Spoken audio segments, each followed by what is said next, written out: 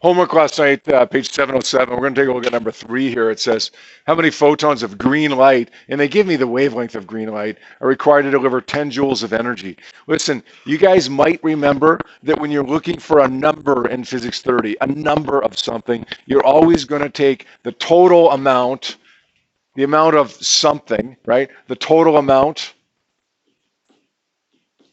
divided by the amount for 1. Okay, it may be the total charge divided by the charge for 1, as it was when we were finding the number of electrons. It may be the total mass divided by the mass of 1, when I gave you that analogy way back a couple months ago, finding the total number of oranges. Okay, it may be, as in this case, the total energy divided by the energy of 1. It's the total something divided by the amount for 1.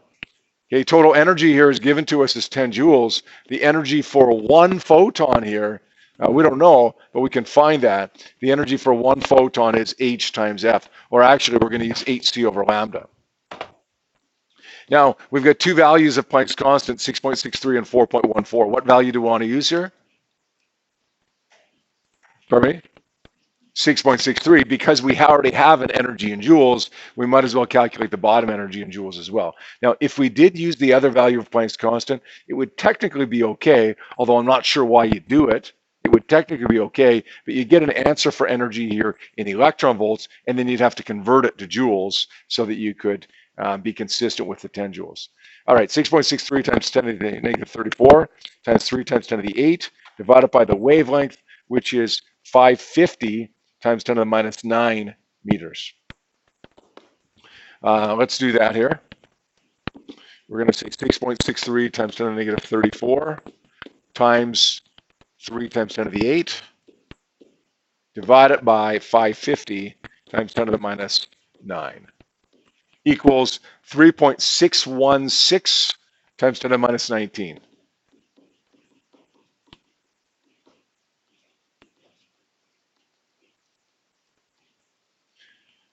All right, now let's divide those two. Let's say 10 divided by that number that we just got gives us an answer of 2.76 times 10 to the 19. And lo and behold, that's what we got there, 2.8 times 10 to the 19. Good? Yesterday we did a little demonstration / analogy in class where we threw paper at one person demonstrating a phenomenon called the photoelectric effect. This effect was discovered in 1887 by Hertz, the same guy whose name keeps coming up when we talk about electromagnetic radiation, but it wasn't correctly explained until almost 20 years later by Einstein. Here's what happens. When light strikes a metal, then sometimes electrons will be ejected. Sometimes. Now, this was well established prior to Einstein in 1905. We knew exactly what would happen. We had observed this for 18 years. When light strikes the metal, sometimes it would be ejected. Okay, we knew enough that we could predict when light would be ejected, or sorry, when electrons would be ejected from what light and so on, but nobody could figure out why. Classical theory, which is basically old style physics, basically pre-Einstein, okay, classical theory pre-Einstein, which included Hertz and a number of other people that followed him, suggested that if electrons weren't being ejected, then you needed more energy. And to get more energy, you needed more light. And that more light could come from shining the light for longer on the surface. If the electrons weren't being ejected, then keep the flashlight turned on for a little bit longer. Or it could come from brighter light. In other words, don't have one flashlight on it, have 2 flashlights or 3 flashlights or whatever the case may be on it. Classical theory, pre-Einstein, suggested that if electrons weren't being ejected, you needed more light. But that didn't happen. If the electrons weren't being ejected, it didn't matter how much light we had, electrons still wouldn't be ejected. Who was our volunteer yesterday in the demonstration? Okay, Nolan was our volunteer. Yesterday, as Nolan stood there, when we fired 1 photon or 1 little bit, itty little bit of light at Nolan, we didn't get an electron ejected. So we tried firing 25 itty little bits of light, which ended up being a lot of light, and we still didn't get an electron ejected. If one type of light won't cause an electron to be ejected, then one type of light won't cause an electron to be ejected, no matter how much of it you have. Classical theory predicted that it would, but observations proved that it wouldn't. It didn't matter how much you have, if you got the wrong type, electrons wouldn't be ejected. So, 1905, enter Einstein. Einstein, as you know, said light is a particle. It's a wave too, right? But right now we're focusing on the particle nature of it. Light's a particle. And the energy of that light, the energy of that particle is related to the frequency. This is a really big deal right now. Okay, this is a really big deal. The energy is related to the frequency. That means that if you want to get more energy to cause an electron to be ejected, you don't need more light. You need what? You need more frequency. Higher the frequency, the higher the energy. Einstein came along with his photon theory in 1905 and said, look, if I can explain the photoelectric effect with it, will you buy it? Will you believe me that this photon theory is correct? And basically people said, yeah, okay, if it'll explain the photoelectric effect, yeah, we'll buy the photon theory. And look, it explained it beautifully. For 18 years, people thought, oh, more light should cause electrons to be ejected, but it didn't. And Einstein says, no, not more light. You just need a higher frequency. A higher frequency gives you more energy, and more energy will cause the electrons to be ejected. And guess what? That's what happened. That's what happened. When we shone instead of shining, let's say, red light on the metal and not causing electrons to be ejected and trying to get more red light to cause the electrons to be ejected, let's try blue light, or let's try ultraviolet, something with a higher frequency. And guess what happened? A single photon of ultraviolet could cause an electron to be ejected when a million photons of something with a lower frequency wouldn't cause the electrons to be ejected. It has nothing to do with the amount of light that you have. It has everything to do, Hertz was right about this, with the energy. He was just wrong about where that energy comes from. He thought that it came from the amount of light. Einstein said, no, it comes from the frequency. Does that make sense? Now, we're going to define two terms here right now. One's called the threshold frequency. The threshold frequency is the minimum EMR frequency, or the minimum photon frequency necessary to eject an electron.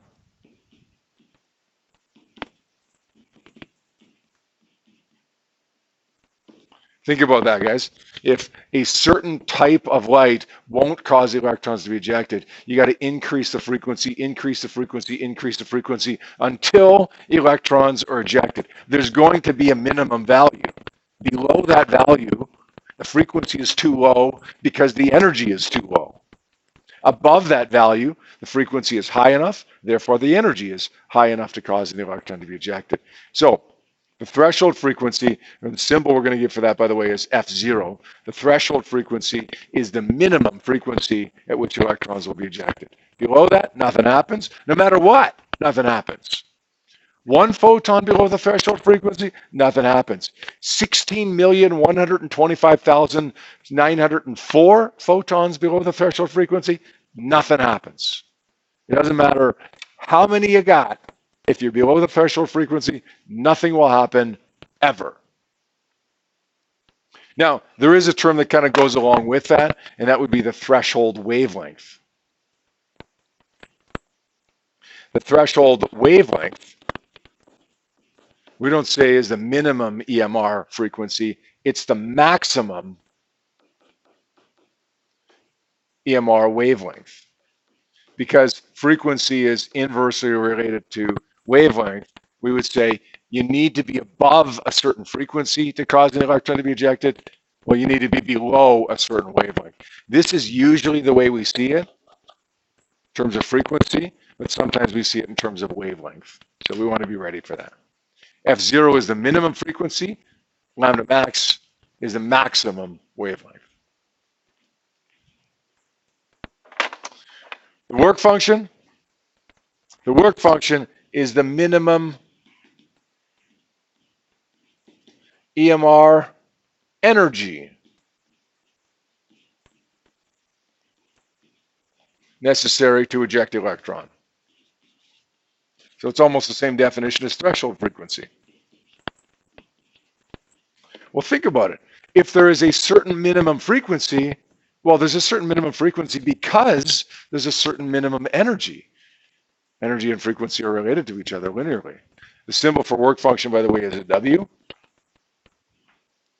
And if energy is H times F, then minimum energy would be H times minimum frequency.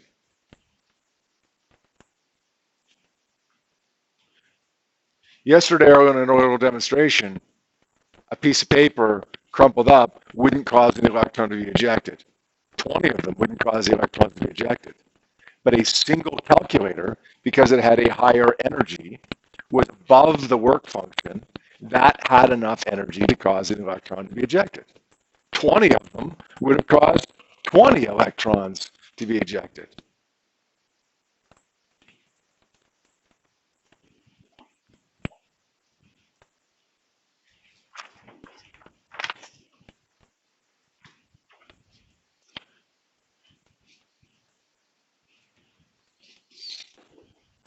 So photons below that threshold frequency will cause no electrons to be ejected, no matter what. Doesn't matter if you're just a tiny bit below or way below, they have the exact same effect, and that is zero effect. Now, if you are above the threshold frequency, electrons will be ejected in a 1-to-1 ratio. 1 photon will cause 1 electron to be ejected. 20 photons will cause 20 electrons to be ejected. So below, nothing happens, no matter how many photons you got. Above, you got 1 photon, 1 electron, 20 photons, 20 electrons. Now, if you're above the threshold frequency, what happens if you increase the frequency even more? What happens if you increase the frequency to a higher value? Well, if you remember that energy is related to frequency, right? So if you're barely above the threshold frequency, then you're going to be barely above the work function, and that's going to cause electrons to be barely ejected. But if you're way above the threshold frequency, then you're going to be way above the work function, and the electrons will be more than barely ejected. They'll be ejected easily. That means the electrons will be more energetic. Does that make sense? When I go to a hockey game, when I go to a hockey game, my seats are in the second level. But I used to sit up in the third level all the time because they're cheap. The tickets are cheap up in the sports check zone. If I had a lot of energy when I went into if I just had a bit of energy when I went into the rink, barely enough energy to get me to my seat in the third deck, I would get there and I'd be like, oh, I'm tired, and I'd sit down, right? But if you've got more than enough energy to get you up to the third deck, what happens? You go up there and you're energetic. Hey, you stand up, you talk to your friends, you go get a hot dog or whatever. Like you're more energetic once you've got up there. Okay? So these photons, if they're way above the threshold frequency, then they're going to have more energy than is necessary, higher than the work function. So the electrons that are ejected are going to be more energetic. Now remember, more photons still causes more electrons. But more energy, more frequency causes more energetic electrons. The number of photons doesn't affect their energy. It doesn't affect how energetic the electrons are. It just affects how many there are. The frequency of the photon affects the energy of the ejected electron. Got a couple more terms for you. And then we'll kind of summarize what we've said here and try to have time for a problem here. Stopping potential. This one's a little bit odd because this one is actually kind of like an after the fact kind of thing, after the photoelectric effect has already occurred. Bear with me on this, okay? We'll talk more about this on Tuesday. When an electron has been ejected, there may be a reason. Remember, after an electron has already been ejected, there may be a reason that we want to stop that electron. And it's may have to do with doing an experiment to figure out what the threshold frequency of the work function or something is. So again, we'll talk about that more on Tuesday. But the bottom line is there may be a reason why you'd want to stop it. You'd stop it by applying a potential difference, right? Remember, unit 2, car going up a hill, the charged particle would slow down. So if we apply a potential difference in the right direction, then we can slow the ejected electron down and then stop it. That stopping potential, usually given by the symbol V stop, and it is the potential difference necessary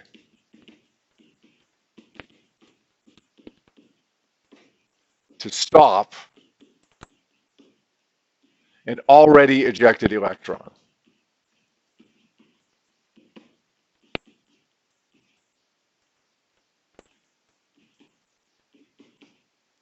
So an electron, it's already happened. We're above the threshold frequency, maybe a little bit above, maybe way above. Maybe we've got an electron ejected with a little bit of kinetic energy. Maybe it's got a lot of kinetic energy, whatever. It's already been ejected. Once it's been ejected, we apply a potential difference and we can stop this electron. We don't always do that, but we can. And the potential difference required to do that would be the stopping potential. Sometimes you call it the stopping voltage. The kinetic energy of the electron that's ejected would be equal to QV stop, right? It's kinetic energy that's converted to potential energy. Really, that's a conservation of energy thing. Kinetic energy is converted to potential energy. But of course, it's also equal to 1/2 mv squared.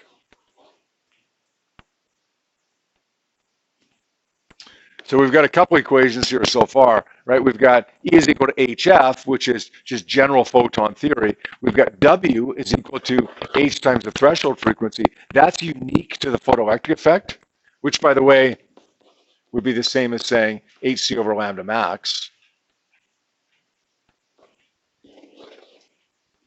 We've also got now EK is equal to QV stop, and of course it's equal to 1/2 mv squared. And then finally, the last one, which comes from the law of conservation of energy and is the most commonly used one, but unfortunately doesn't appear on our data sheet. We got to either remember it or derive it. Comes from the law of conservation of energy, goes like this.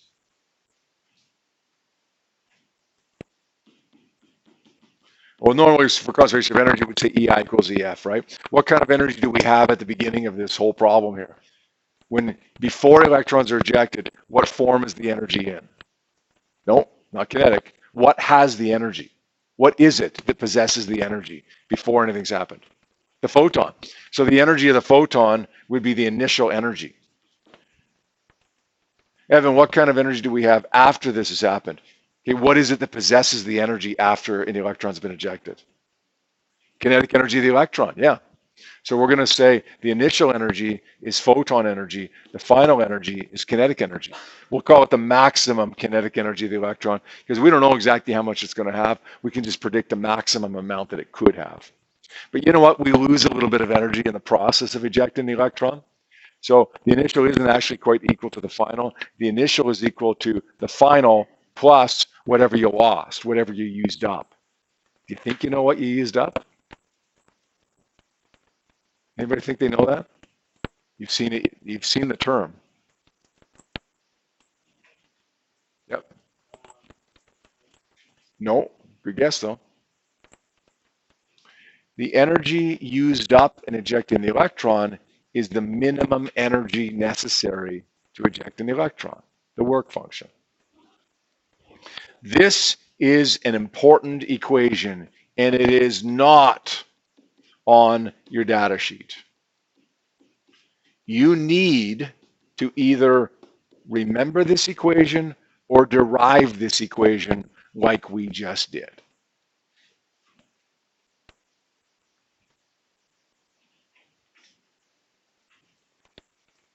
Okay, we've gone through quite a bit here, okay? We're going to finish off class here today, the last couple minutes, with a little summary. Okay, and that's the table that you see in the bottom of your notes that I copied for you. You can see the two columns of this, okay? When the photon is below the threshold frequency, or that means the same thing as being above the threshold wavelength, right? So we're going to say F is below F0, or we'd say lambda is above lambda max. Okay, over here, we would say that the photon is above the threshold frequency, or lambda is below the maximum wavelength. So what's going to happen? What's going to happen? We are below the threshold frequency. We are below the threshold frequency. We increase the EMR frequency, but we're still below. What's going to happen? It's a one-word answer. Nothing. Nothing's going to happen. If we're below the threshold frequency or above the threshold wavelength, the max wavelength, it doesn't matter what we do to the frequency, nothing will happen.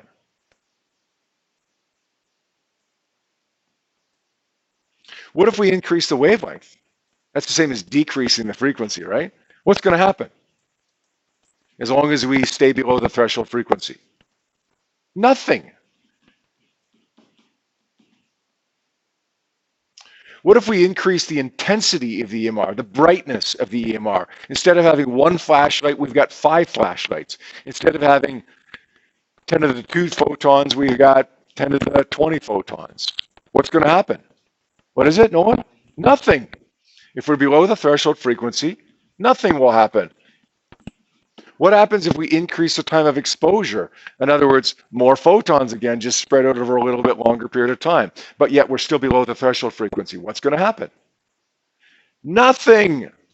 The point here is that when you're below the threshold frequency or above the threshold wavelength, nothing will happen ever, no matter what. Now, in green here, we're above the threshold frequency or below the threshold wavelength. Same thing, right? What's going to happen if we increase the EMR frequency? Well, that's increasing the EMR frequency increases the EMR wavelength, sorry, the EMR energy. And the effect of that is to increase the energy of the electron. We'll say of the photoelectron. A photoelectron is just an electron that's been ejected. So if you're above the threshold frequency, more frequency means more energy, right? And you know that, right? More frequency means more energy because E is equal to HF, thanks to Einstein. More frequency, more energy, more EMR energy, more electron energy. What happens if we increase the EMR wavelength? Increase wavelength, what's going to happen to energy? According to Einstein, the energy will go down.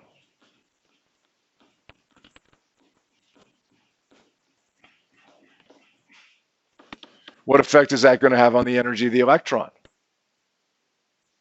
If we've got less energy going into it, the electron will have less energy.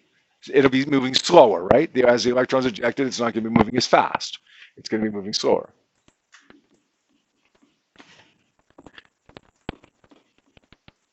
You guys remember what photoelectron means, right? It's just an electron that's been ejected. What happens if we increase the intensity? In other words, more photons. Remember, we're above the threshold frequency because below nothing happens. We're above here. We increase the intensity, what happens? Sorry? No, we're not going to increase the speed of the electrons. More photons equals more electrons. Remember, it's a 1-to-1 ratio. If you're above the threshold frequency, one photon will cause one electron. 28,112 photons will cause 28,112 electrons to be ejected. By the way, if you have more electrons ejected, remember we said yesterday we can generate an electric current? More electrons would mean more current. We'll call it more photocurrent. Just 1 second here, guys. We're almost done. More current, right? You could power more because you'd have more current. What happens if you increase the time of exposure? In other words, just you don't have brighter light, you just shine the light on it for a longer time. Well, that means more photons as well. So what do you get? More photons equals more electrons because it's a 1-to-1 ratio.